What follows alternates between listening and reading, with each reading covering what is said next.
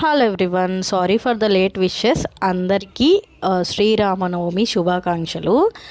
అందరూ healthy and హ్యాపీగా ఉండాలని మనస్ఫూర్తిగా కోరుకుంటున్నాను. అండ్ ఈ డ్రెస్ అయితే బీసెన్ రోడ్లో అయితే రోడ్ సైడ్ 150 రూపీస్ అనమాట. కాస్ట్ వర్త కాదనేది కామెంట్ చేయండి.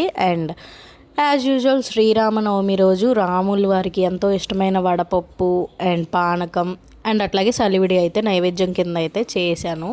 సో నా పూజ అంతా అయితే ఇట్లా ప్రశాంతంగా కంప్లీట్ అయ్యింది. ఆఫ్టర్ 1 మంత్ కొన్ని సిచ్యువేషన్స్ వల్ల అయితే పూజలు చేసుకోవడానికి అస్సలు కుదరలేదు. సో పూజ కంప్లీట్ అయినాక మార్నింగే పిల్లలకి టిఫిన్ అయితే వేసి ఇచ్చేసాను అనమాట. సో నా కోసం కూడా కొన్ని పునుగులు అయితే ఉంచుకున్నాను. ఉల్లిపాయ పునుగులు చాలా టేస్టీగా ఉంటాయి కదా. సో అవి కొద్దిగా చల్లారినాయి కాబట్టి కొంచెం బీసుకుపోయినట్టు అనిపించింది. బట్ ఇంకేం చేస్తాం, ఆకలి మంట మీద అట్లనే తినేసాం అనమాట. ఇంకా కొన్ని ఉంటే మా చిన్నోడు టైంపాస్కి అట్లా మొబైల్ చూస్తూ తింటా ఉన్నాడు. సో ఈ పిల్లలకి హాలిడేస్ ఏమో కానీ ఇంట్లో ఉన్నోళ్ళు ఇంట్లో అయితే మామూలుగా కాదు. బయట జరిగే యుద్ధాల కన్నా ఇంట్లో యుద్ధాలు ఎక్కువ. అసలు తెగ తన్నేసుకుంటూ ఉంటారు.